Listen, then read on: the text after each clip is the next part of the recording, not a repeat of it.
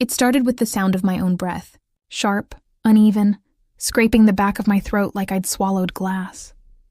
My shoes slapped against wet pavement, slipping on rain and fear. The street behind the club was empty, except for the echo of footsteps that didn't belong to me. I didn't even know what I'd seen, only that I'd seen too much. The alley was a maze of steel and shadow. I ducked behind a dumpster, the stench of rot and oil thick in the air. The sound of voices cut through the night. Low, deliberate, male. They were close. One of them laughed. That kind of laugh that doesn't need a reason, the kind that means power. I peeked out just enough to see them. 3 men in dark suits, one holding a silver briefcase. The streetlight flickered and the glow caught his face. The one in the center. Still, focused. Everything about him was precise. His stance, his expression, the way he watched others without needing to speak. His presence didn't fill the space. It consumed it, then his eyes lifted, right to me. My stomach dropped. I stumbled backward, hit a metal bin. The noise cracked through the silence like a gunshot. All 3 turned toward me. The briefcase snapped shut. Someone's here. I ran. The heels of my boots pounded the concrete, but the steps behind me were faster. I turned a corner and hit a dead end. My palms pressed against brick. No escape. My body trembled as I spun around. And there he was. Alone now? The other 2 nowhere in sight. He didn't run. He walked. The kind of walk that says he's never had to chase anything in his life. Every movement was control. Every step a decision. I tried to speak. I didn't stop. The word cut through me. His voice was deep, calm, with something colder under it. My breath hitched. I stared at him, trying to memorize every detail because instinct told me this was a face you didn't forget. Sharp jaw, dark hair slicked back, eyes that looked black until the light hit them and you realized they weren't. They were gray, metallic, unreadable. He stopped a few feet away. The air between us felt alive. What did you see? Nothing. I swear You're lying. He didn't sound angry. Just certain I just heard something. I didn't see faces. He tilted his head. You saw mine. Silence. My throat closed. He took another step and I could smell him. Leather, smoke, and something expensive I couldn't name. His voice dropped lower. You shouldn't be here. I didn't mean to. I was leaving work. The street was blocked. You picked the wrong shortcut. His hand lifted slowly, brushing a raindrop from my cheek. I flinched, but he didn't move away. His fingers lingered. My skin burned under his touch, the warmth of his hand so at odds with the coldness in his eyes. What are you going to do? I whispered. He studied me for a long moment. Then he said, That depends. On what? On whether I believe you. He stepped closer. The wall pressed against my back again, and he leaned in, his mouth near my ear. Tell me your name. My pulse jumped. Why? So I know what to remember, I hesitated. Evelyn. He repeated it quietly, tasting it. Evelyn. The sound of it in his voice sent something electric through me. I don't hurt people without reason, he said. But I don't let them walk away either. Please, I said. I won't tell anyone. His hand moved from my cheek to my jaw, holding it just firm enough that I couldn't look away. His eyes searched mine like he was trying to read something behind them. You will tell someone, he said finally. Not with words. With your face. With your fear. People notice that. I can hide it, I said. I can forget this. He smiled faintly. No one forgets me. The words were a warning and a promise. He let go, took a small step back, watching me like he was deciding my fate. Then he reached into his coat and for a second my heart stopped. But it wasn't a gun he pulled out, it was a card. Plain black, embossed with nothing but a single gold symbol. He slid it into my coat pocket. If you ever tell anyone, he said softly, you'll need that before they find you. What is it? Insurance. He turned to leave, and something inside me broke the silence. Who are you? He didn't stop walking. The one you'll remember. And then he was gone. I stood there shaking, the night swallowing the sound of his footsteps. My heart still hadn't caught up. My fingers trembled as I pulled the card from my pocket. No name, just the symbol. 2 letters intertwined in gold. DR. When I finally made it home, I locked every door and window, checked them twice, then sat on the floor until the city went quiet again. My hand still smelled like him. The next morning, I almost convinced myself I'd imagined it, until I found the note, folded neatly on my kitchen table. I didn't remember leaving it there. It said one line: "You should have told me your name, Evelyn." My blood ran cold. I turned, scanning the room, the silence so heavy it felt alive. The windows were locked. The door was bolted. But someone had been here. Someone had stood where I was standing, close enough to write that note, close enough to know where I lived. I picked up the paper with shaking hands. His handwriting was sharp, deliberate, the same control I'd seen in his eyes. He hadn't forgotten me. He'd found me. The day blurred after that. Every sound felt like him watching. Every stranger's face held his shadow. I tried to throw away the card, but my hand wouldn't move. It felt like touching it would bind me deeper, but not touching it meant fear without preparation. That night, I couldn't sleep. I kept replaying the moment in the alley. The way he said my name, the heat of his breath against my ear, the quiet certainty in his tone. I told myself it was fear, not fascination. But fear doesn't make your skin ache to be touched again. Something inside me shifted that night. Like the world had tilted, and I couldn't find balance again. I started noticing him in everything. The glint of a black car parked too long on my street, the hum of my phone lighting up with no number showing, the scent of smoke on my jacket when I hadn't gone near any fire. He was everywhere and nowhere, and I started to realize something even worse than being hunted. I didn't want it to stop. Because underneath the fear, something darker was forming, a pulse that matched his, a curiosity that tasted like surrender. He had said, "You'll remember me." And he was right. I couldn't stop. I tried to live like nothing happened. Pretend the note never existed. Pretend Dominic Russo wasn't a name that kept my pulse hostage every night. But denial is fragile. One memory cracks it, and everything spills out. A week passed. I went back to work at the cafe, where the only noise was the hiss of milk steamers and the sound of customers tapping their phones. Safe, ordinary, forgettable. That was the goal. Then the bell above the door rang. He walked. In every cell in my body recognized him before my mind did. The dark suit, the slow, quiet stride, the kind of composure that didn't fit the world outside. He shouldn't have belonged here, under warm lights and cheap jazz. But the air changed when he stepped inside. Conversations died mid-sentence. I froze behind the counter. He stopped in front of me, eyes locked on mine. Calm, certain, commanding. "Evelyn," he said, my name in his mouth again. It didn't sound like a greeting. It sounded like ownership. My throat went dry. "You can't be here. I can be wherever I want." He didn't blink, didn't glance away. The others in the cafe shifted uneasily, like instinct told them to keep distance. He slipped a $100 bill onto the counter, untouched. "Black coffee," I poured it without breathing. When I handed it to him, our fingers brushed. Heat flashed up my arm. He didn't move his hand away. His gaze stayed fixed on me. "You look tired," he said. "You don't get to ask that." His mouth curved. "You think you can draw a line between us now? You crossed it the moment you looked back that night. Is that why you followed me?" He leaned forward, elbows resting on the counter. "You make it sound like a chase. I prefer to call it proximity. I wanted to tell him to leave. I wanted to mean it, but my pulse betrayed me." He stayed until closing time.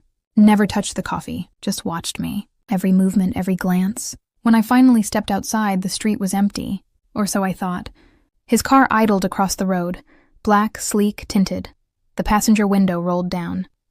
"Get in." "No," he smiled faintly. "You still think this is a request?" The way he said it, low, deliberate, made something inside me unravel. I didn't run. I walked toward him.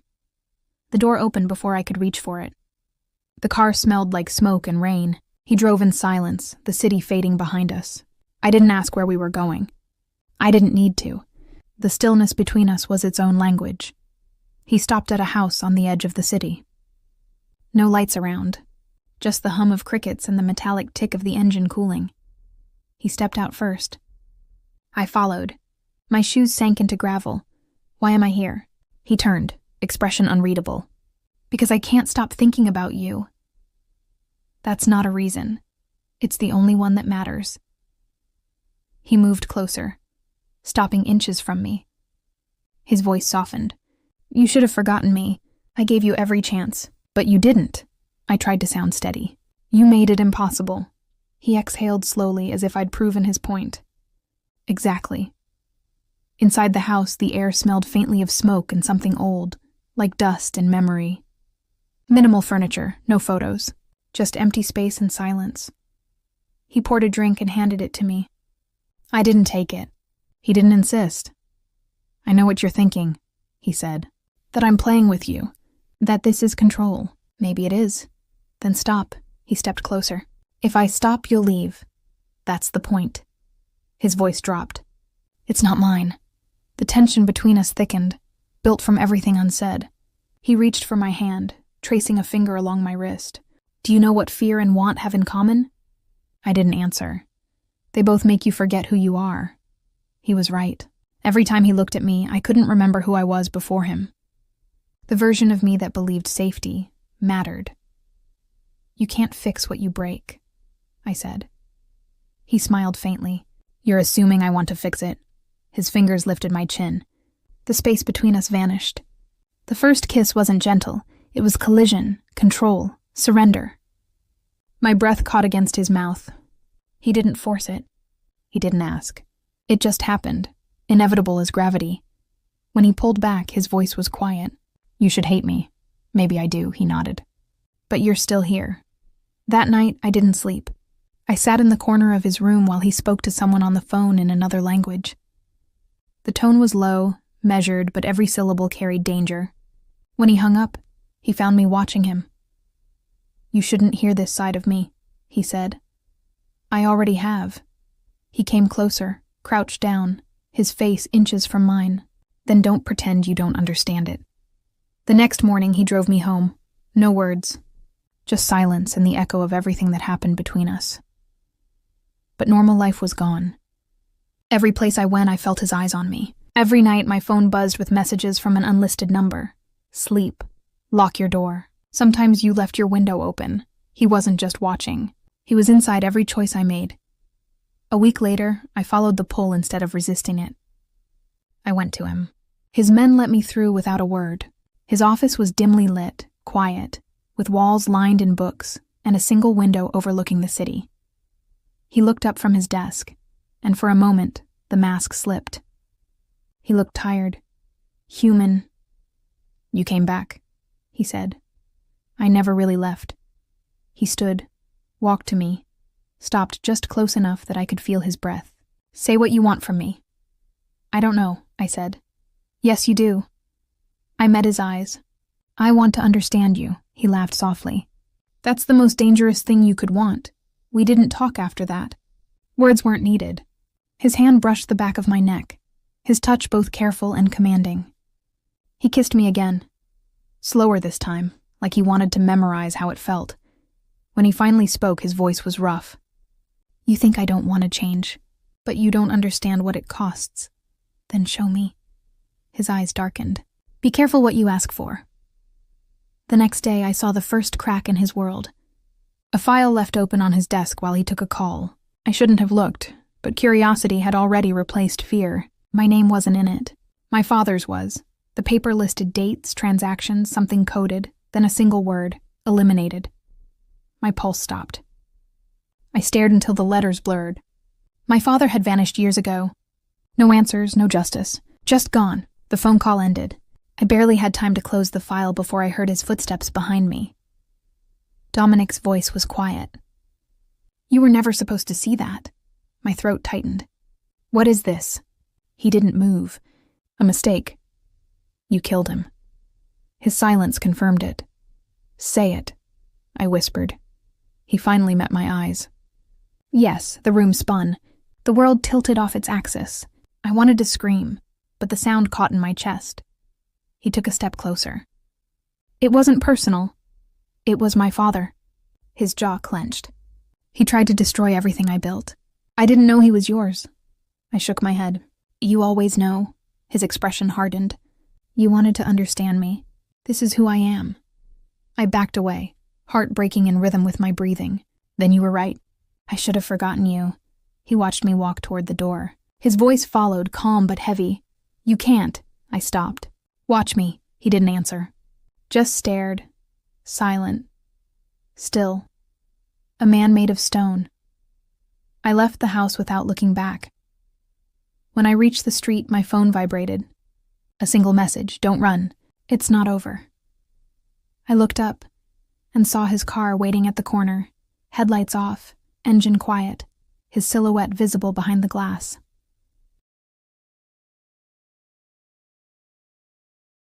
The message haunted me through the night. Don't run. It's not over. The words burned on the screen long after I threw the phone across the room. I should have changed my number, left the city, vanished, but I didn't. Because deep down I knew he was right. It wasn't over. I couldn't run from something that had already rewritten me. Days blurred. I kept my head down, went to work, came home before dark, locked the doors twice. But the air around me carried him. The faint trace of his cologne in places he'd never been. The hum of a black car idling too long near the corner. My mind knew fear. My body called it recognition. Then came the knock. 3 slow, steady taps. I froze. When I opened the door, Dominic stood there. No suit this time. No armor of power. Just dark jeans, a black shirt, a face carved in exhaustion. The man looked human for once, and somehow that was worse. I told you not to come back, I said. He stepped inside anyway, closing the door behind him. You saw what I never wanted you to see. You killed my father, he nodded. No denial, no justification. Just the truth sitting between us like blood on the floor. You don't get to show up here like it's nothing. It isn't nothing, he said quietly. It's everything. The silence stretched until it felt like gravity itself. I turned away, but he moved closer. You deserve the truth, he said. No, I snapped. I deserved a father. You took that from me. His voice cracked, barely. He wasn't who you think he was. I turned on him. Don't rewrite him to make yourself cleaner. He met my eyes, gray and cold and breaking. He tried to have me killed. He was working with people who wanted to burn everything down. I warned him to walk away. He didn't. I wanted to hate him, but hate requires distance. I was too close. His pain looked too much like my own. So you call it survival, I said. I call it consequence. I shook my head. You don't get to decide that for everyone. He exhaled, stepped back, eyes flicking toward the window. Outside, the city lights bled into the glass. You think I don't know what I am? I think you hide behind what you are. He smiled bitterly. Maybe, but you saw through it. I didn't answer. I couldn't. Because even now, even knowing everything, my pulse betrayed me. His presence still filled the room like oxygen. He reached into his pocket, pulled out a small key, placed it on the table. If you want to leave this behind, take it. It's an address. A storage unit. Inside is every file, every name, every secret. Proof of what I've done. You can destroy me with it. Why are you giving this to me? Because I'm done pretending I can change. His voice was quiet, stripped bare. I stared at the key. What happens if I walk away? Then I disappear. And if I don't? Then you'll understand me. And I don't know which is worse. He started toward the door, but something inside me snapped. Wait. He stopped, turned. You don't get to walk out and leave me with the ashes. He looked at me like he'd been waiting for that. Then don't stay behind. The distance between us collapsed again.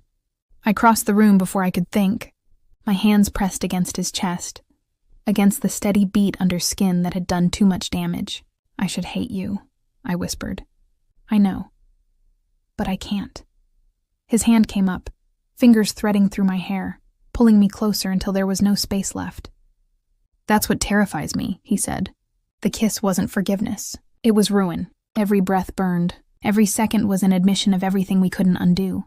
He lifted me, pressed me against the wall. The weight of him, the heat, the edge between violence and surrender. It all blurred. When he broke the kiss, his forehead rested against mine. I told you once you'd remember me. I wish I could forget. He smiled faintly. No, you don't. The sirens came before dawn. I woke to the sound, heart pounding. Dominic was already up, pulling on his jacket, checking the gun he'd laid on the table hours before. Outside, flashing lights painted the window red and blue. "Your men?" I asked. "Gone," he said. "They took the fall before it reached me. It was only a matter of time." He looked calm. Too calm. The kind of stillness that means resignation, not peace. "You knew this was coming." He nodded. "You can't live this long in my world and not expect the walls to close in." I stood. "Then run." He shook his head. "Running is for people who still believe they can start over." I moved toward him, grabbed his arm.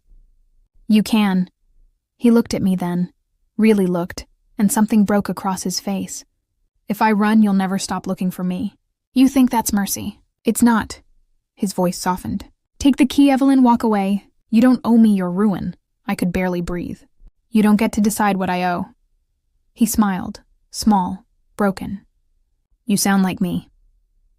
When the pounding started at the door, he kissed me once, fast and desperate. "Remember me like this," he whispered. Before I could speak, he opened the door and stepped into the light. The police swarmed in, shouting commands I didn't hear. He didn't fight. He dropped the gun, raised his hands, eyes still on me as they pulled him away. The world went quiet after that. He was gone by sunrise. The papers said Dominic Russo was taken into federal custody. No bail, no deals. Rumors said he confessed to everything. Every name, every crime, every death. They called it redemption. I called it surrender. Weeks passed before I used the key. The storage unit smelled like dust and oil. Inside were boxes stacked neatly, each labeled with dates and names. The final box was mine. Inside, a single photo, me in the alley that first night, frozen in motion, light catching my face. Beneath it, a note. "You were the only thing I ever wanted that didn't belong to me. You made me remember I was still human." My hands shook. I folded the note back and locked the unit behind me. The city felt different after that. Quieter, colder. But I wasn't the same girl who'd run through the rain and begged a stranger not to hurt her. The fear had burned out. What replaced it wasn't peace. It was clarity. He hadn't saved me. He hadn't destroyed me either. He'd shown me what I was capable of. How far I could bend before I broke. I walked home under the fading lights, the dawn turning the buildings gold. Somewhere behind steel walls, Dominic was serving his sentence. Maybe he thought of me. Maybe he didn't. It didn't matter. I'd kept my promise once, to never love a criminal. I failed. But in the failure, I found something truer. I learned that love isn't rescue. It's revelation. He didn't save me. He unmade me. And in the ruin, I learned who I was. If this story pulled you in, tell me which moment hit hardest. Comment your favorite scene, where you're watching from, and what you'd do if you were her. Subscribe, hit the bell, and share it with someone who loves dark romance stories. You never really hear silence until it's heavy enough to make your own heartbeat sound like a threat. That was the night I learned what silence can do. It can hold its breath with you. It can wait for something to break. And that night, it waited for me. Noah was half asleep in the back seat, clutching his stuffed lion, his curls damp from the rain. He smelled like soap and fear and everything good I still had left in this world. I drove without headlights for the last 10 miles, praying the dark would hide us. I told myself we were safe, that the storm behind us was done. I told myself a lot of things I didn't believe. Then his voice came from the back seat, small and calm. "Mommy, the scary man's nice." I didn't answer. I couldn't. My hands were shaking too much on the wheel. The words came out of him like a spell, like something he'd seen in a dream. My little boy didn't know what those words meant. But I did. We'd left home an hour ago after I saw the car parked across the street. The same black sedan that had followed me for days. No license plate, no headlights, just there, waiting. I knew what that meant. You don't grow up married to a man like Adam and not learn what to fear. When he died, I thought it was over. His debts, his enemies, his lies. But you can't bury the kind of people he worked for. You can only hope they forget you exist. They didn't. The motel sign flickered through the rain. Open. A lie written in red neon. I pulled into the lot, parked between 2 broken cars, and carried Noah inside. The room smelled like bleach and mold, the kind of place no one asks questions in. I locked the door twice, shoved a chair under the handle, and set him on the bed. "We're safe now," I told him. My voice cracked on the word safe. He looked at me with that same half-asleep calm. Is Daddy still in heaven? I nodded. Yeah, baby. He's still there. Noah smiled. Then we don't have to be scared. I turned away before he saw the tears. I sat by the window, watching the rain smear the world into nothing. I tried to think. Call someone? No one to call. Run again? No gas money left. Every option ended the same way. Me, trapped, waiting for the knock. When it finally came, I almost didn't hear it. 3 slow taps, like whoever was out there already knew I'd open. My chest went cold. I reached for the drawer beside the bed. Empty. Just a Bible. I wanted to laugh. Mommy? Noah whispered. Shh, I mouthed. Another knock. Then a voice. Elena? My stomach dropped. He said my name like it was something gentle. I hadn't heard that voice in years. Open the door, he said. Please. Luca Romano, the name I'd scrubbed from every memory. The man Adam had worked for. The man everyone called the devil behind a silk tie. I didn't move. Elena, he said again, softer this time. You know I'd never hurt the boy. The boy, Noah. Go away, I whispered. He didn't. I could see his shadow under the door. Still, waiting. The sound of rain filled the silence between us until I couldn't stand it anymore. I unlocked the chain, just to look. When the door opened, he filled it like he owned the air on both sides. Black coat, dark eyes, hair slick from rain. He didn't look like a monster. He looked tired, human, dangerous in a quiet way. What do you want? I asked. To talk, he said. There's nothing left to say. He glanced at Noah behind me, small and blinking under the blanket. His voice softened. He's the reason I'm here. I stepped closer, blocking his view. You stay away from him. Luca held up his hands. I'm not here for that. I came because someone's coming for you. Tonight. I didn't believe him. You expect me to trust you? He shrugged slightly. You don't have to. But if you don't, you won't make it till morning. He looked around the room. His presence changed everything. The air thickened. He wasn't supposed to be here. He wasn't supposed to sound like he cared. Noah stirred again. Mommy, is that the nice man? I turned to him, horrified. What did you say? He smiled sleepily. The one from the cafe? The scary man who dropped his coin. I gave it back. Luca's eyes met mine. He nodded once. He did. You were watching us. He looked away, making sure you were safe. You don't do that, Luca. You don't keep people safe. You destroy them. He took a slow breath. That's true. But your boy? He looked me in the eye and said I looked sad. No one's done that in years. I didn't know what to say. He continued. He told me smiling makes people good. Then he handed me that little lion of his, said I could borrow it. I felt something collapse inside me. He changed something, Luca said quietly. So when I heard they put a price on your head, I couldn't ignore it. Who? I whispered. Vesco, one of Adam's old partners. He thinks you have what he lost. I didn't. But I knew what he meant. Adam's drive. The one he told me to hide if anything happened to him. You're lying, I said. But my voice betrayed me. He didn't argue. He just stepped inside, closed the door behind him, and locked it. Pack what you can. We leave in 10 minutes. No, I'm not going anywhere with you. He looked at me, calm but cold. You think I enjoy this? I'm the one who has to clean up your husband's mess. You and your son are in the middle of a war that started years before you met him. My throat tightened. Then let us go. Let us disappear. He shook his head. You don't get to disappear anymore. I hated him for being right. Noah climbed off the bed, still holding his lion. He walked up to Luca without hesitation.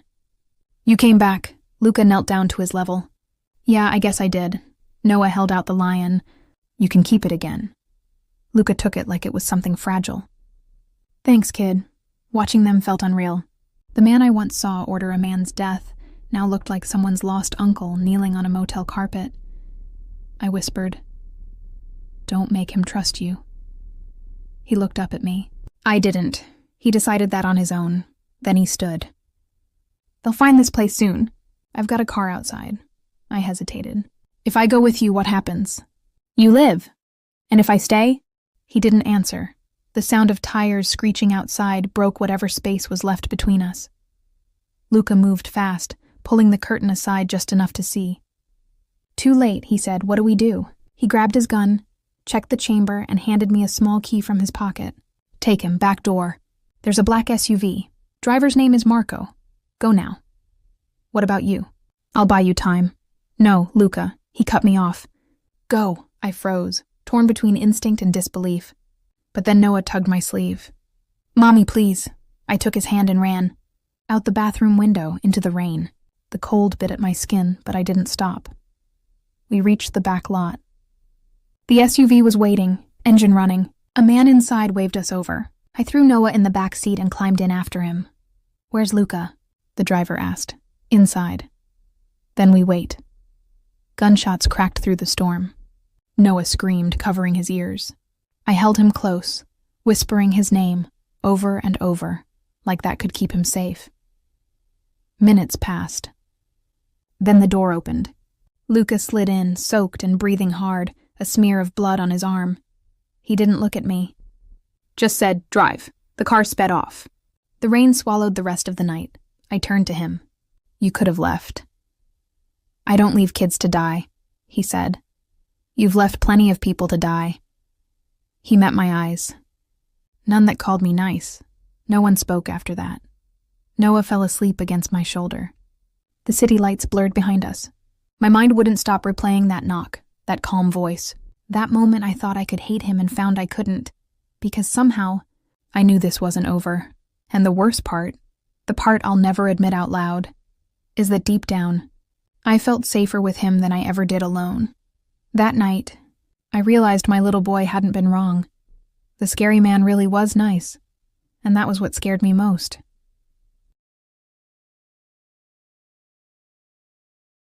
You ever live somewhere that feels borrowed? That was his house. Cold walls, quiet halls, glass everywhere like someone built it to watch themselves vanish. He called it a safe house. I called it a cage with windows. Noah didn't care. He ran barefoot across marble floors, chasing his reflection, laughing like the world wasn't burning behind us. I wanted to tell him to stop, to hide, but hearing him laugh was the only thing keeping me breathing. Luca stood by the window most mornings, phone in hand, voice low. He never raised it, never cursed, just listened, gave short orders, ended calls, and went silent again. His calm was a kind of violence, like nothing could shake him. I should have hated that calm. But I didn't. I envied it. He never told me who he was talking to, but I could guess. The same people who once sent him to collect debts now hunted us for something Adam had done. After 2 days, I found the courage to ask, "You're working for them still?" He didn't turn. "No. Then why are you protecting us?" He hesitated. "Because someone has to." That's not an answer. He looked at me then. It's the only one I've got. The silence after that wasn't cruel. Just heavy. The kind of silence that happens when two people start realizing they're trapped by the same ghosts. Noah broke it the next morning. He climbed into Luca's lap while he sat with coffee, like it was the most natural thing in the world. "You don't smile," Noah said. Luca looked down at him, almost amused. "I'm not very good at it." "You can try," Luca tried. The result was small, awkward, and real. Noah giggled. "See, that's better." I stood in the doorway, watching a man who used to terrify half the city let a 4-year-old teach him how to be human. Something inside me shifted that day. That night, when the house went quiet, I couldn't sleep. I found him outside on the porch smoking. "You shouldn't smoke near him," I said. I didn't light it. I looked at the unburned cigarette between his fingers. "Then why hold it?" "Habit," he said. "Sometimes it helps me think." "What are you thinking about?" "You." It startled me enough that I didn't answer right away. He didn't look at me when he said it. "You disappeared after Adam died. No trace, no contact. You could have stayed gone. So why come back to the city?" "I didn't," I said. "They found me, again." His jaw tightened. "You kept something. I didn't lie." "Yes, the drive." I nodded. "Adam said it was insurance, in case they ever came for us." "What's on it?" "I don't know. Numbers, names maybe." Enough to kill you for. Then why didn't you just take it? I asked. He turned to me, eyes steady. Because if I wanted it, I would have taken it already. I didn't know whether to feel relief or danger. Both felt the same with him. Days turned into a rhythm. Him watching, me pretending I didn't care. Noah playing between us like a living bridge neither of us deserved. One afternoon, Noah came running to me laughing. "Mommy, Luca's teaching me to count in Italian." Luca followed behind, smirking slightly. "He's better than most of my men already." "He's 4, I said. "Smart kid," Luca replied. "Gets it from you." It was such a simple thing, but it landed too deep. Compliments from him felt like confessions. Later, I heard them in the next room. Luca reading one of Noah's books. His voice was low, steady, careful. The kind of voice you use when you're trying not to scare a child who already knows what fear is. I leaned in the doorway and watched. He glanced up once, caught me looking, and for a second neither of us moved. The air thickened again. "You should rest," he said. "I can't." He set the book down. "You don't trust me. I can't afford to." He nodded. "Good. That's what keeps you alive." But the truth was, I already did. It happened slowly, like drowning without realizing. One night, one touch, one look too long. Not romance, not even comfort. Just two broken things orbiting each other because they recognized the same kind of damage. Then came the day everything cracked. Luca left early, said he had to meet someone. I spent the day pacing, waiting, trying not to imagine what would happen if he didn't come back. By dusk, he did, but not alone. A man I didn't know followed him inside. Luca's voice was sharp. "Go to your room, Elena." I didn't. The stranger looked at me, then at Noah. "So this is her." "The wife." Luca's jaw tightened. "Ex-wife? Doesn't matter. She's got what we need." He pulled out a photo. Adam, me, Noah, smiling in another life. Luca took it from him and tore it in half. "You don't talk to her," the man sneered. "You used to be one of us, Romano." "Don't act holy now." I felt Noah clutch my leg, sensing danger. Luca stepped between us. "You're done here." The man smirked, then looked at me again. "You should ask him what really happened to your husband before you start trusting him." I froze. "What?" The man turned, left without waiting for an answer. When the door shut, I faced Luca. What did he mean? Luca didn't speak. "Tell me." His silence said more than words ever could. "You were there," I whispered.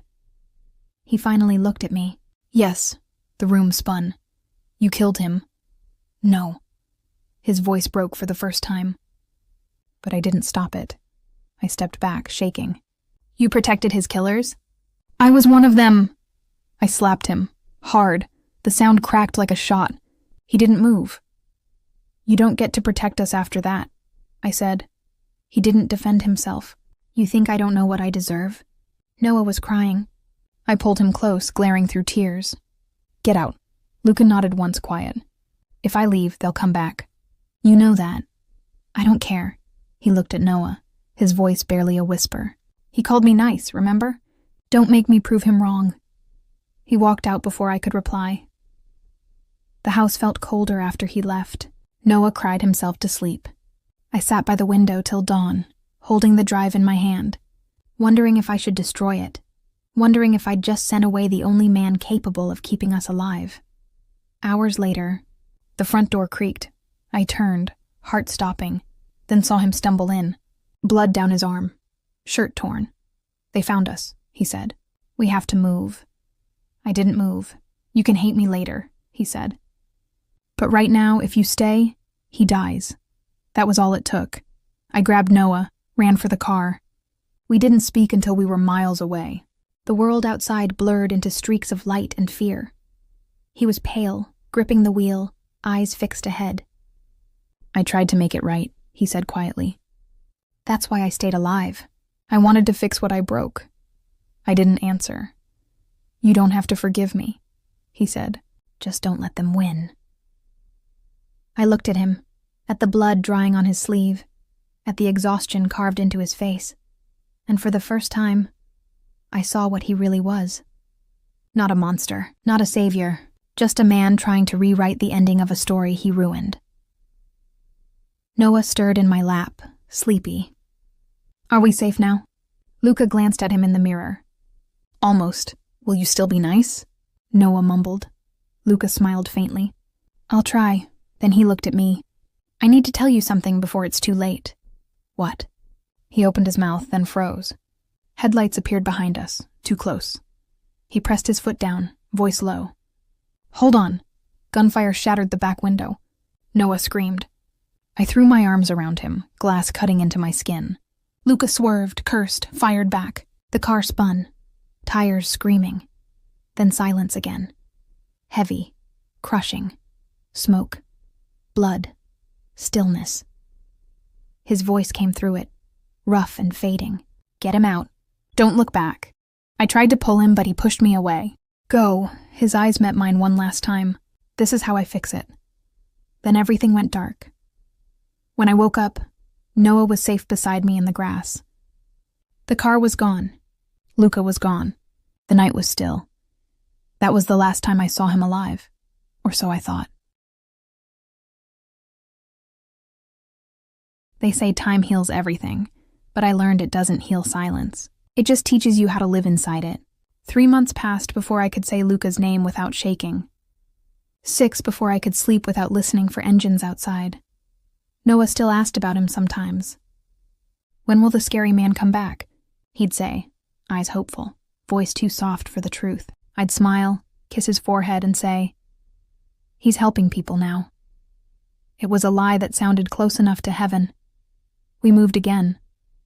A smaller town, a quieter one. I got a job at a library. The kind where everyone knows your name but no one asks questions. I liked it that way. Our house was small, the kind of small that feels like safety. I planted herbs outside the kitchen window. Every night when Noah slept, I'd sit by that window and think about Luca. About the way he'd look at Noah like the boy was his second chance at being human. About the way he said my name like a confession. The drive he'd died for was gone. Burned with the wreck. I told myself that meant it was over. But deep down, I knew stories like ours never really end. They just wait. It started one night when the phone rang. No number. No sound when I answered. Just a breath. Familiar. I froze. "Who is this?" Silence. Then, "You shouldn't leave your windows open, Elena." The voice wasn't his. Too cold. Too calm. I hung up, locked every door, checked on Noah twice. He slept through it, like children do when the world decides to give them one night of mercy. The next day, I saw a car parked across the street. Black. No plates. It wasn't over. I packed a bag, just in case. But I didn't run this time. I couldn't keep running. That night Noah came into my room rubbing his eyes. "Mommy, someone's outside." My heart stopped. Before I could move, there was a knock. 3 slow taps. Every part of me wanted to scream, but something deeper, something older, made me walk to that door. I opened it. And there he was. Luca. Alive. Different. He was thinner, a scar running from his jaw to his collarbone, eyes harder, but alive. For a second I couldn't breathe. "You're dead, almost," he said. His voice was rough like gravel. "You were supposed to be gone." I didn't move. "I buried you in my mind." "I didn't want you to find me," he said. "It was safer that way." I wanted to hit him, scream, cry. Instead, I whispered, "You left us." I had to. For what? To kill the men who came after you. My chest tightened. "You did that?" He nodded. "Most of them. And the rest? Running." I didn't know whether to be relieved or terrified. He looked past me. "Can I see him?" I hesitated, then stepped aside. Noah ran out from his room the moment he heard his voice. "You came back!" Luca knelt, caught him mid-run, held him tight. His eyes closed like the world had stopped spinning. "Hey, kid," Noah laughed. "I told Mommy you'd come back. I told her you're not scary anymore." Luca smiled faintly. "Guess you were right." Watching them broke something in me all over again. The kind of break that makes space for something new. When Noah went back to bed, Luca and I sat at the kitchen table. The silence between us was full of things we couldn't say. "I thought you died," I said. I did for a while. What happened? I pulled you out of the car. You don't remember. You were unconscious. They were still shooting. I made them follow me instead. Why? Because you had to live. I stared at him. And you? I didn't expect to. He leaned back, eyes distant. Someone found me. Old contact. Pulled me out before the fire reached me. I've been cleaning up the mess since then. And now you're here. He nodded once. To say goodbye. It hit like a blade through air. Goodbye? I can't stay. There's no life for me here, but I needed to see you both alive. Needed to know it was worth it. I felt my throat close. So that's it? You walk in, remind me how to breathe, and walk out again? He looked at me for a long time. You don't need me anymore. That's not the point. He reached across the table, his hand brushing mine. The touch was light, careful, grounding. You remember what I told you in the motel? That you could keep us breathing. He nodded. Now it's your turn. I didn't want to cry, but I did. Quietly, like breathing through glass. He stood, pulled his coat on. The scar on his neck caught the kitchen light. Tell him I'm still trying to smile, he said. I followed him to the door. Luca, he turned. Did you ever stop being the man they made you? He paused. Every day I tried. Some days I even succeeded. And then he was gone. The next morning, Noah found a note on the table, just 3 words written in his careful hand. Keep smiling, kid. We stayed in that little town. The danger faded with time.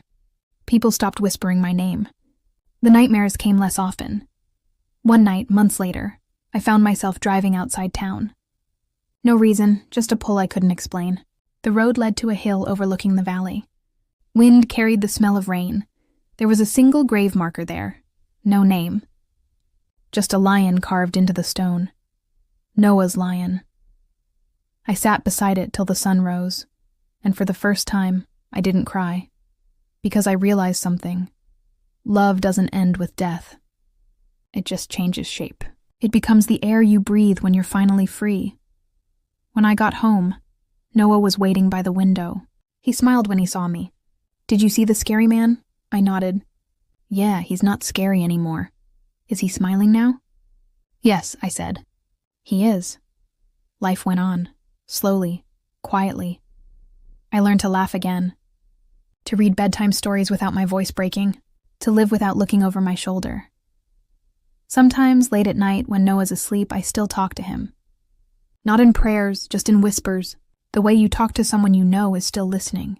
I tell him about the garden, about how the basil finally grew, about how Noah says please before everything now, because he remembers someone once told him that being nice makes people good, and I tell him I forgive him. Not for what he did, but for what he tried to become. Because that's what he left behind. Not blood, not fear, not the wreckage of our past. He left proof that people like him could change, and maybe that's enough. When I close my eyes, I still hear his voice sometimes. Calm, low, that impossible mix of danger and safety. He always says the same thing. Keep him safe, Elena. I whisper back.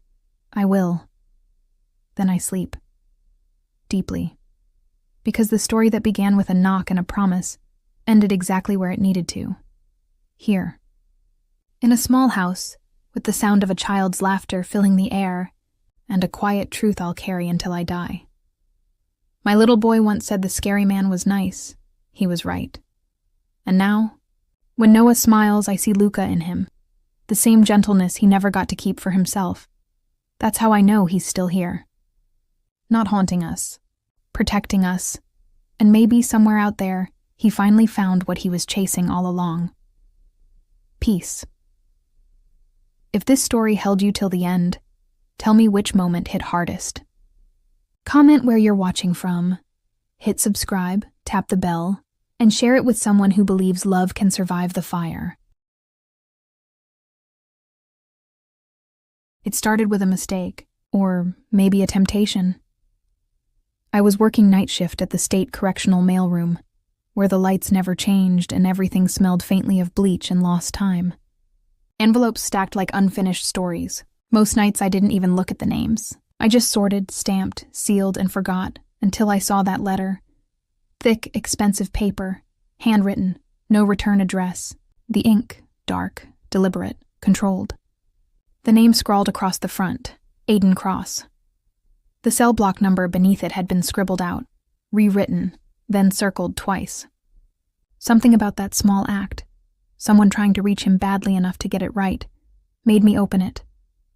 You don't open inmate mail. It's federal offense, but curiosity is a kind of hunger, and that night I was starving. Inside, silence can make a man forget he's human. If someone reads this, remind him that there's still a world beyond these walls, a world worth bleeding for, that was all. No signature, just a sentence that didn't sound like a plea. It sounded like a threat wrapped in poetry. I don't know what possessed me, but I wrote back. I told him, whoever he was, that silence could also make a person remember too much. That maybe we both lived in cages. His just had bars. I mailed it before I could think. And now, weeks later, I'm standing in a rain-slick alley behind the courthouse, pressed against cold concrete, trying to breathe through a panic that doesn't make sense. Because someone followed me. Boots scrape gravel behind me, slow, steady, unhurried. Whoever it is knows I'm trapped. I turn, pulse thundering. He steps out of the shadows. Tall, dark coat, collar turned up. The kind of man whose presence eats light, his hair slicked back, his jaw sharp enough to cut silence. And his eyes, God, those eyes aren't patient. They're verdicts waiting to fall. You shouldn't have written those letters. His voice is low, deliberate, the kind that doesn't need to rise to be obeyed. I blink, frozen. What letters? He studies me for a moment, like he's watching the truth crawl across my skin. Don't insult both of us. The air changes. He steps closer, each movement controlled, precise, as if even his silence has structure. I didn't know who he was, I say quickly. I just answered something that wasn't mine. It was an accident. An accident, he repeats, the word cutting through the space between us like a blade. You opened something meant to die sealed. I swallow, throat tight. I didn't free anyone. He takes another step forward. The rain hits his shoulders, sliding down the black fabric like oil. No, but you did. You freed the wrong man. The words don't make sense at first. They sink in slow, cold. What do you mean? He doesn't answer. He just looks at me, the kind of look that feels like it's searching for where to place a scar. Then his hand moves, slipping something from his coat pocket. He holds it out, a letter. My letter. My handwriting staring back at me like proof of guilt. How did you get this? He doesn't explain. You wrote to a ghost, he says, tone stripped of emotion. And now the man who should have stayed buried is walking free. I shake my head. No, that's impossible. Everything's possible when you feed a man hope. He's close now. Close enough that I can smell him. Leather, smoke, a trace of blood that doesn't belong to this night. My breath catches. Every instinct tells me to run, but my body doesn't move. His gaze drifts down my face, not hungry, assessing. You thought you were helping, he murmurs. You thought words were harmless. I don't even know who he is. He tilts his head slightly. You will. He steps closer. The space between us dissolves. His voice drops lower. When he comes for you, I whisper. Why would he? Because you reminded him he existed. You gave him a name to ruin next. My pulse races. I try to step back, but he catches my wrist. Not hard, just enough to stop motion. His touch burns through the chill. I'm not your enemy, he says quietly. Not yet. His hand releases me. I stumble back, air flooding my lungs too fast. Who are you? For the first time, his lips curve. Not a smile, not exactly. Someone trying to contain what you unleashed. He turns to leave. I should let him go. Instead, words slip out before I can stop them. You could have just warned me. He pauses mid-step. Looks back over his shoulder. Consider this your warning. Then he moves closer again, closing that small mercy of distance, his breath brushing my ear when he speaks. You'll remember me. The words hit deep, like a promise carved under my skin. And then, gone. The sound of his boots fades into the rain, but his presence stays, threaded into the pulse under my skin. I stand there for what feels like hours. My palms sting from where I press them into the wall, When I finally look down, the letter he'd dropped at my feet is ruined by rain. The ink bleeds across the page, my words dissolving into his. If silence is a cage, then maybe I belong inside it. I tear the paper, but it doesn't help. It's already inside me now. The knowledge that someone knows my name, my handwriting, my weakness. That night, I go home and bolt the door. I check the locks twice. I throw away every pen, every envelope, but the next morning, another letter sits at my doorstep. No return address. Just my name written in the same dark, deliberate hand. Inside, he's out. And so am I. The handwriting is different, rougher, more forceful. I feel it before I understand it. The shift in my chest, the drop in my stomach. He wasn't just warning me. He was marking me. The phone rings once. Then again. Unknown number, I answer. Did you get my message? His voice is smooth, unmistakable. The man from the alley. I grip the phone tighter. What do you want from me? A beat of silence. Then, to see what kind of woman frees a monster. I hang up. But I can still hear his voice after the line dies. Low, steady, final. You'll remember me. That night I dream of bars, letters, and a man whose shadow falls across them all. I wake with his name on my tongue and blood under my nails. And I know something's coming. Something that already knows my address. My habits, my pulse. He wasn't lying. I freed the wrong man, and now he's free for me. I didn't see him again for 6 days, but I felt him everywhere. Every creak in my hallway, every flicker of shadow through my blinds, carried the pulse of that voice. You freed the wrong man. I told myself I imagined it, that the rain had turned my fear into hallucination. But then I found another envelope on my porch. No postage, just my name again, written in the same black ink that bled authority. Inside, one line, curiosity kills quieter than bullets, but slower. I dropped it.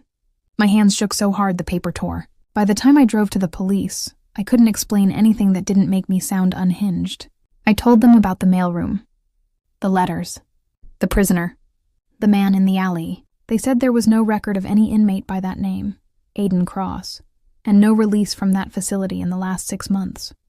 That should have been relief. It wasn't. It meant the system didn't know who I'd written to, or who I'd freed. By the time I got home, night had collapsed across the city. I locked the door, poured wine I didn't want, and tried to sleep on the couch where I could see the front door. At 2:14 a.m., my phone vibrated. Unknown number. I didn't answer, but it rang again. On the third ring, I picked up. His voice came through quiet, measured, unbearably calm. You shouldn't ignore me. I froze. What do you want? To talk. Somewhere with less glass between us. My pulse thudded. You're insane. You're shaking, he said. I can hear it. You already know this won't stop until you see me. I'm calling the police. They won't find me, he said simply. But I'll find you. You might prefer choosing where. He hung up. I didn't sleep. Dawn came gray and merciless. By afternoon, I was driving again. Directionless at first. Then with intention I didn't want to admit. Downtown, to the only place my fear said he'd be. Near the courthouse, near where it began. He was there, waiting, like he'd read my thoughts. Black car, engine idling. Window rolled down just enough for me to see his face. He nodded toward the passenger side. Get in. No. His tone didn't change. Then we'll talk here where anyone can see. You think that makes you safe? The words hit too close to truth. Against better judgment, I got in. The interior smelled faintly of smoke and something darker. Gunmetal, maybe. He didn't look at me. He just drove. We left the city fast. Highway blurred to empty road, then to forest. Silence stretched until I thought I'd choke on it. Finally, I said, why me? You were the hand that opened the door, he said. You wrote to a man who didn't exist. My brother was using his name inside. He was never supposed to receive that letter. You gave him purpose. Purpose to do what? To kill the wrong people. I turned to him, horrified. You're lying. He laughed once, humorless, dry. I wish I were. He parked on a dirt road near what looked like an abandoned cabin. The engine cut. Silence thickened. Out, he said. I didn't move. Now. His voice was quiet, but the command in it was something primal. My body obeyed before my brain did. Inside, the cabin wasn't empty. 2 men stood near a table covered in maps and weapons. They looked at me the way you look at something fragile that doesn't belong. "She's the one?" one of them asked. "She's the one," he said. He gestured to a chair. I sat. My pulse was loud enough to fill the room. He leaned against the table, arms crossed. My brother was serving a sentence that should have been mine. He took it because I ordered him to. And when he went inside, something broke. He started writing letters under an alias. "You answered." "I didn't know." "That's the point," he said. "Innocence makes the best weapon." The word stung. "You're making it sound like I planned any of this." "You didn't. But he thought you were sent to help him escape. And when he did, he came looking for the one who promised him freedom. Me." He nodded once. "But I found him first." The air shifted. "You killed him." "He would have hurt you," he said flatly. I stopped that. I stared at him. "You expect me to thank you?" "No," he said. "I expect you to understand that you're part of this now." He pushed a file across the table. My name was printed on the tab. Inside, photos. Me leaving work. Me at the gas station. Me asleep in my car one night after a late shift. Every cell in my body went cold. You were watching me. He met my eyes without apology. "I protect what's mine. I'm not yours." The smallest smile ghosted his lips. "Then walk out that door." I stood. My hands trembled. The men by the window watched, silent. I walked to the door and opened it. Cold wind hit my face. I could leave. I should leave. But when I turned, he was watching me, not with power, but with something deeper. A kind of recognition that burned. "Why do you keep looking at me like that?" I asked. "Because I don't know if I want to punish you or keep you." The words struck something between fear and want. I hated myself for the pulse that answered. He stepped closer. His hand lifted, fingers brushing the air near my throat without touching. "You think I don't notice what happens when I'm near you?" I didn't move. He traced the air down to my collarbone. "That tremor. It isn't fear. Then what is it?" I whispered. "Truth." The space between us collapsed. His fingers found my jaw, tilting my face up. His breath brushed my lips. "You want to know what it means to belong to danger?" My voice was barely sound. "No." Then stop shaking. He kissed me. It wasn't soft. It was control and surrender colliding. His hand in my hair, his body pressed against mine, his mouth demanding truth I couldn't give. The sound I made wasn't protest. When he pulled back, his forehead rested against mine. "Now you know," my voice broke. "You used me." His thumb brushed my bottom lip, tracing where his mouth had been. "And you used me, to feel something real again." I couldn't breathe. Every cell wanted to run, but my feet didn't move. "Say it," he said. "Say you feel it too." I didn't. But my silence was answer enough. He stepped back. "You'll stay here tonight?" "No." "Then walk into the dark. See how long before the men I stopped find you first." I hated that he was right. He handed me a folded blanket, motioned toward a small room. "You'll be safe." When he left, I sat on the bed, knees pulled to my chest, mind splitting between reason and craving. I'd seen killers before, read their names on files, but none had ever made me feel seen. Hours passed. I must have dozed off, because when I opened my eyes, he was standing in the doorway, half in shadow, watching me. "Can't sleep?" he asked. "I'm not used to being caged." He leaned against the frame. "Neither am I, but sometimes cages keep worse things out." He came closer, slow. Sat on the edge of the bed. The air thickened. "What are you doing?" He didn't answer, just reached out, brushing a strand of hair behind my ear, reminding myself you're real, then softer, reminding you that I could be gentle. "If you stop fighting." My pulse betrayed me again. I wanted to hate him. I wanted to pull him closer. Both urges came from the same place. When his hand cupped the side of my face, I whispered, "This isn't protection." He looked straight through me. "It's possession," and he kissed me again, this time slower, more deliberate. It wasn't a battle. It was a surrender disguised as understanding. When it ended, I didn't move. Neither did he. We just breathed in the same silence until his phone buzzed. He glanced at the screen. His expression shifted, cold, lethal. "What is it?"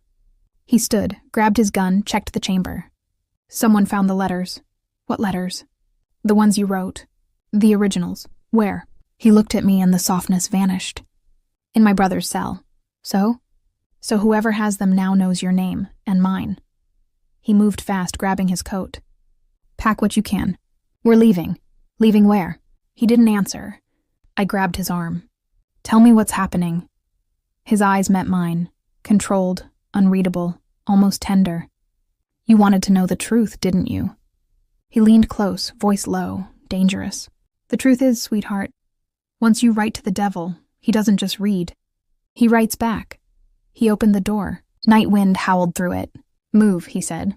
And I did, because by then, I wasn't sure which prison scared me more. The one he'd built around me, or the one I'd built inside myself for him. As we drove into the dark, headlights cutting through fog, he said without looking at me, someone betrayed me, and if it wasn't him, it might have been you.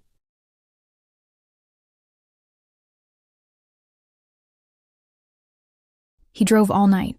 No destination, no pause, no word.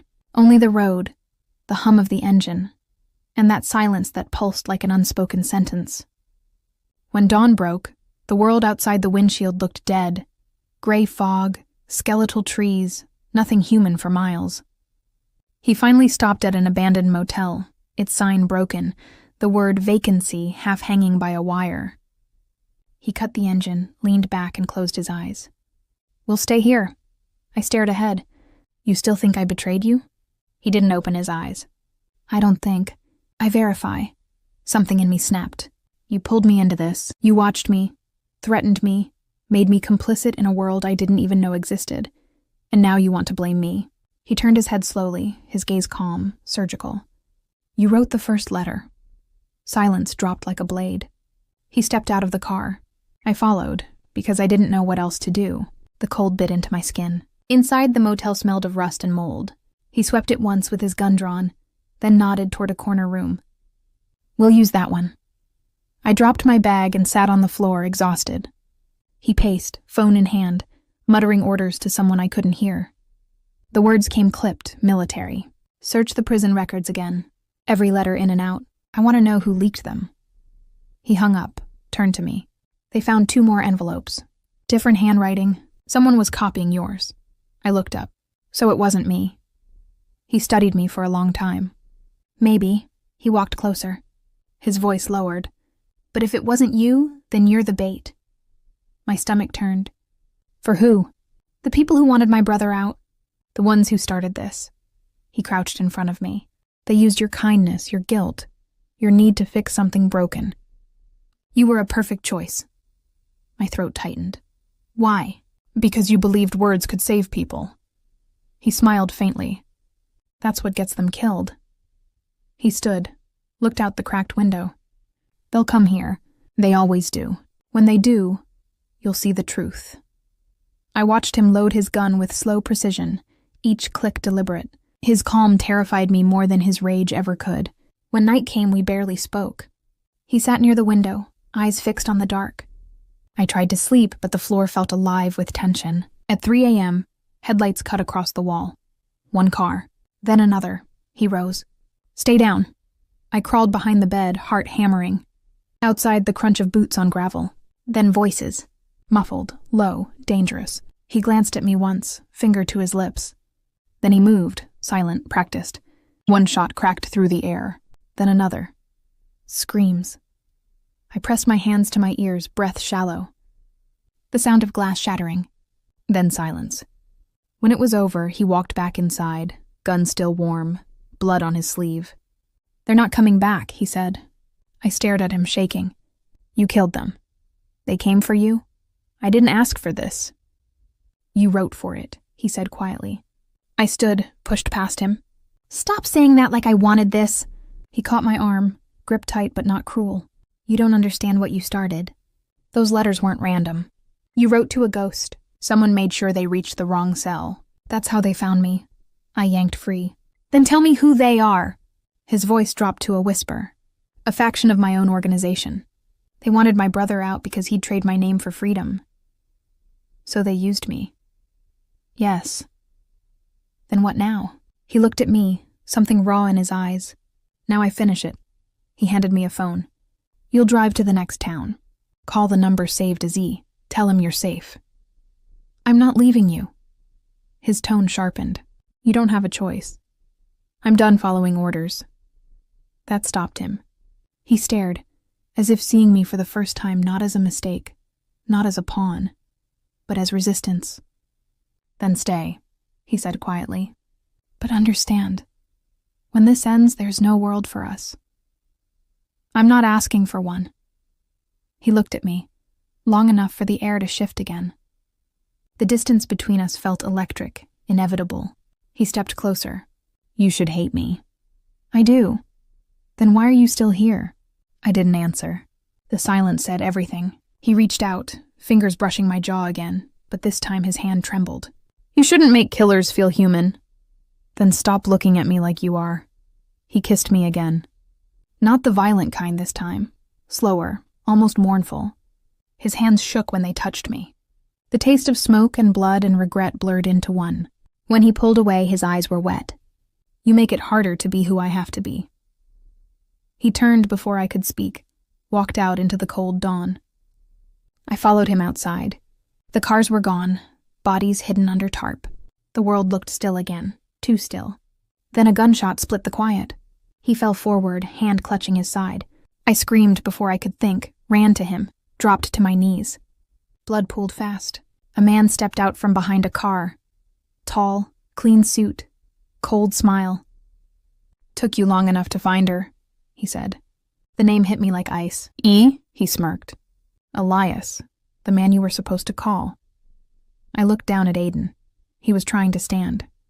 You set us up, Elias shrugged. Collateral. The letters did their job. They led him out. They led you to him. Now both of you disappear. He aimed the gun. Aiden moved before I could stop him, grabbed his own, fired once. Elias fell, eyes wide with surprise. Then Aiden collapsed beside me. I pressed my hands to the wound, sobbing. Don't you dare. He looked up at me, blood on his lips, voice hoarse. You wanted truth. Here it is. Every choice costs something. Stop talking. He smiled weakly. You still shake when I'm near you. Because I'm terrified. Of me? Of losing you. His eyes softened. Then don't. He reached into his coat, pulled out an envelope. My handwriting, the first letter. You said you wrote to a man you didn't know, to make him feel less alone. You did that. Tears blurred my vision. Don't. I was never supposed to answer, he whispered. But your words were the only honest thing in a world built on lies. His hand went limp. I held him until the sky turned light. The sirens came hours later, distant and meaningless. When they found us, I didn't explain. I just said one thing. He wasn't the monster you think he was. They took me in. Questioned me for days. The story unraveled in fragments. Letters, aliases, blood, betrayal. But none of it felt real anymore. When they finally released me, I went home. My apartment still smelled of dust and silence. On the table, a package waited. No return address. Inside, a single photo. Me asleep in that cabin. His jacket around my shoulders. His gun on the nightstand beside me. On the back, one line in his handwriting. Monsters don't die. They change shape. Below it, coordinates. I didn't go. Not that day. Not for weeks. But every night I read that line again until it wasn't fear that burned in me. It was need. Months later, I followed the map. Deep into the woods, to a cabin that wasn't supposed to exist. Smoke rose from the chimney. I stepped inside. And there he was. Alive. Older, thinner, scarred, but alive. He looked at me like I was a ghost. You shouldn't have come. I walked closer. You sent for me. He exhaled slowly, eyes closing. No, I warned you. I reached out, touched his face. Real. Warm. You wrote back, I said. He caught my wrist, voice low. And now you can't unread me. The silence that followed wasn't peace. It was surrender. He pulled me closer. The air between us was memory and danger, and something that no longer needed a name. And when his lips met mine again, it wasn't about salvation. It was confession. Because he was right. Monsters don't die. They just learn how to love you without leaving a mark. If you've made it this far, You already know. Some stories don't end in rescue. They end in recognition. If this story held you, if you felt the ache, the pull, the ruin, subscribe for more. Every week, another confession, another voice that shouldn't have spoken, another love that should have stayed buried.